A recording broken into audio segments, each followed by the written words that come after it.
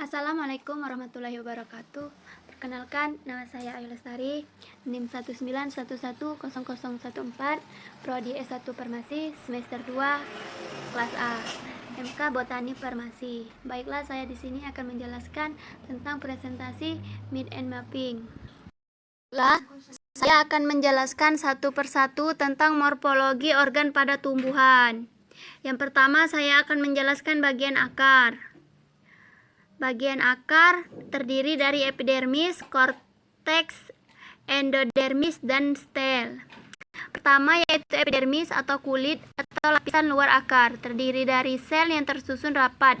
Dinding sel epidermis tipis sehingga dapat dilalui air. Yang kedua yaitu korteks atau kulit pertama yang tersusun dari lapisan-lapisan sel yang berdinding tipis. Korteks juga memiliki ruang-ruang antar sel yang berfungsi untuk pertukaran gas. Peran korteks adalah sebagai tempat penyimpanan cadangan makanan. Ada lagi endodermis akar yang terbentuk dari selapis sel yang tebal. Sebagian besar sel-sel endodermis memiliki pita Kaspari yang mengandung zat suberin atau zat lignin. Fungsi endodermis adalah mengatur jalannya larutan yang diserap ke silinder pusat. Kemudian ada stel atau silinder pusat yang terdiri dari verisikel atau vericambium, siklem atau pembuluh kayu, dan phloem atau pembuluh tapis. Verisikel adalah lapisan terluar dari stel yang berperan dalam pertumbuhan sekunder dan pertumbuhan akar di samping.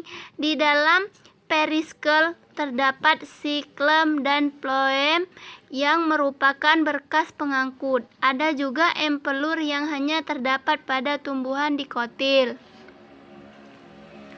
Nah, itulah penjelasan sedikit tentang bagian-bagian dari akar. Baiklah, saya juga akan menjelaskan yang kedua, yaitu bagian bunga. Struktur pada bagian bunga yaitu pertama ada bakal biji. Bakal biji atau ovolum adalah struktur bunga yang mengandung kantung embrio. Ovolum merupakan dasar dari sistem reproduksi betina untuk bunga dan menjadi bagian dari putik. Fungsi bakal biji adalah untuk menghasilkan biji setelah pembuahan. Biji adalah embrio tanaman yang tertutup oleh pelindung luar dan akan menjadi calon tumbuhan yang baru. Selanjutnya ada kelopak bunga, yaitu kelopak bunga adalah struktur seperti daun di dasar bunga. Warnanya yang hijau seperti daun, membedakannya dengan mahkota bunga yang berwarna cerah. Fungsi dari kelopak bunga ini adalah untuk melindungi bunga selama masa perkembangan. Selanjutnya ada kepala sari. Kepala sari atau anther adalah bagian dari benang sari yang merupakan tempat memproduksi serbuk sari. Fungsi dari kepala sari ini adalah sebagai tempat terjadinya meiosis yang menghasilkan serbuk sari dan menyimpan serbuk sari. Selanjutnya ada kepala putik. Kepala putik atau stigma adalah bagian dari putik yang terletak di ujung putik. Putik merupakan organ reproduksi betina dari tanaman berbunga. Pada permukaan kepala putik terdapat struktur mirip rambut yang berfungsi setelah perangkap serbuk sari. Kebanyakan juga kepala putik ini dilapisi dengan zat lengket lilin yang basah. Tujuannya agar serbuk sari yang ditangkap tidak terbang terbawa angin. Juga untuk membasahi serbuk sari yang kering agar bisa memasuki ovarium. Selanjutnya ada tangkai sari. Tangkai sari atau filamen adalah bagian dari benang sari yang menghubungkan bunga dengan kepala sari. Fungsi tangkai sari adalah untuk membawa nutrisi ke kepala sari untuk perkembangan serbuk sari dan meninggikan posisi kepala sari agar mudah dihinggapi serangga atau terbawa angin. Selanjutnya ada ada tangkai putik. Tangkai putik atau stilus adalah tangkai panjang dan ramping yang menghubungkan kepala putik dan ovarium. Putik adalah organ reproduksi betina. Fungsi tangkai putik adalah sebagai jalur serbuk sari untuk menuju ovarium dan untuk meninggikan kepala putik agar lebih mudah menangkap serbuk sari. Selanjutnya ada putik.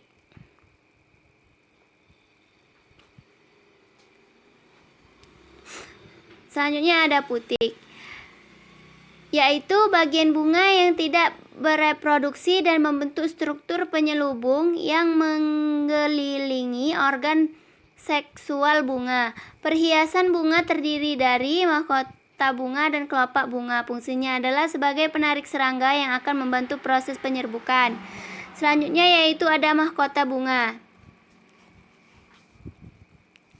Mahkota bunga atau corolla adalah bagian bunga yang berwarna. Berbeda dengan kelopak bunga yang berwarna hijau, mahkota bunga menjadi ciri utama sebuah bunga dan memberi warna pada bunga.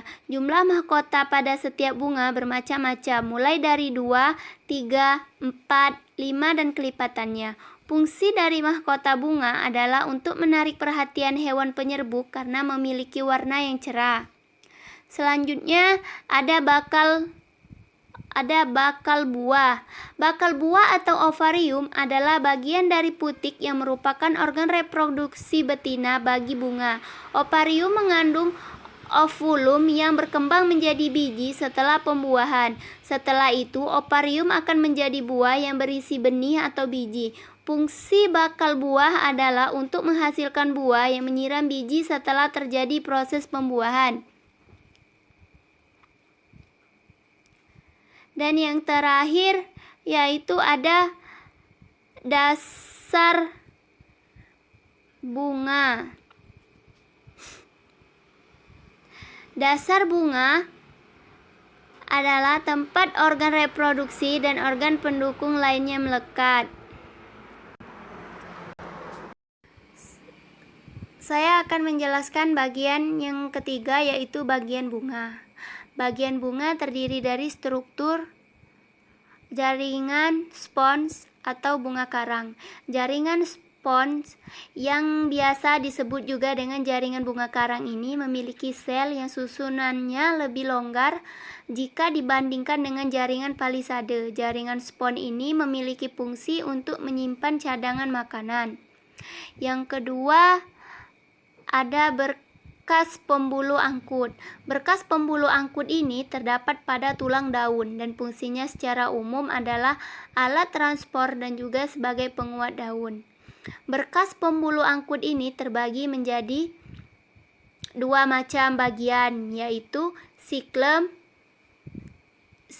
atau yang biasa juga disebut dengan pembuluh kayu ini memiliki fungsi untuk mengalirkan air beserta zat haranya menuju ke daun.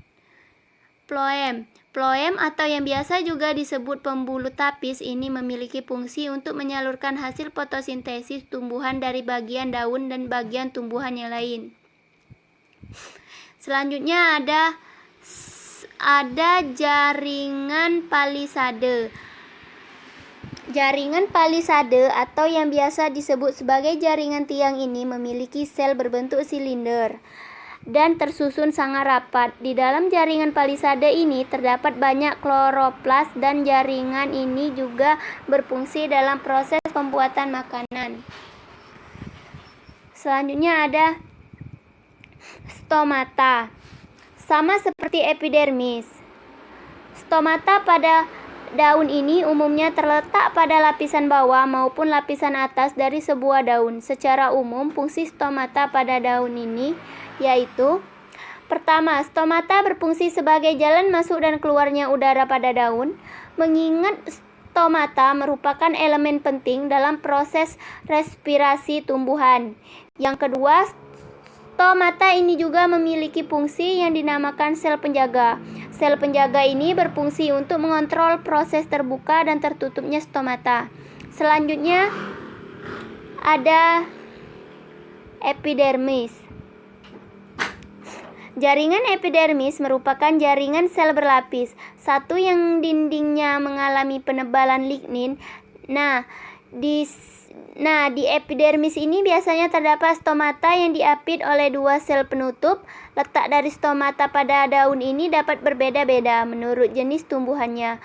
Ada yang letak stomatanya berbeda di lapisan atas, ada juga stomatanya terletak di bagian bawah, atau bisa juga terletak di lapisan atas dan bawah. Selanjutnya ada mesofil. Jaringan mesofil tersusun dari sel-sel parenkim yang tersusun cukup longgar sehingga memiliki ruang antar sel atau rongga antar sel. Selanjutnya yang terakhir ada kutikula. Kutikula pada daun ini bertipe dikotil.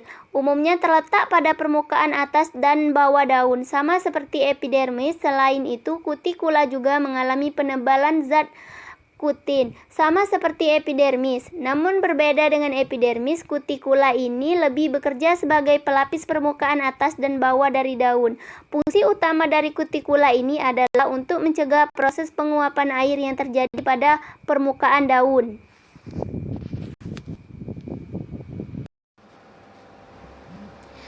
Dan yang terakhir saya akan menjelaskan tentang bagian dari buah. Pada struktur pada bagian buah, yaitu ada jaringan vaskuler. Jaringan vaskuler atau pembuluh angkut adalah jaringan yang berfungsi sebagai alat transfer materi dalam tumbuh-tumbuhan.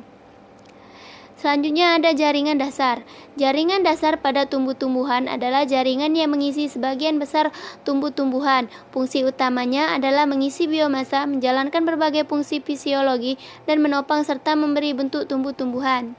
Selanjutnya, di jaringan dasar ada batang akar. Batang akar yaitu akar adalah bagian pokok di samping batang dan daun bagi tumbuh-tumbuhan yang tubuhnya telah merupakan kormus. Dan ada juga akar utama. Akar utama atau akar tunggal ini merupakan akar primer yang berasal dari biji. Selanjutnya ada akar lateral atau samping, berfungsi membentuk cabang-cabang akar.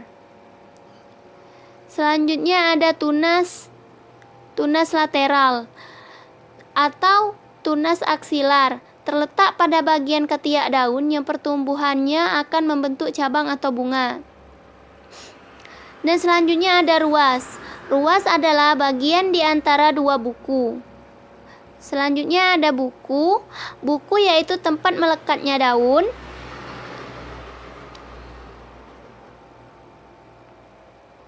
Dan ada juga ujung akar yang terletak di ujung akar. Dan rambut akar. Mungkin itu saja yang dapat saya presentasikan di dalam presentasi tentang morfologi organ pada tumbuhan ini. Semoga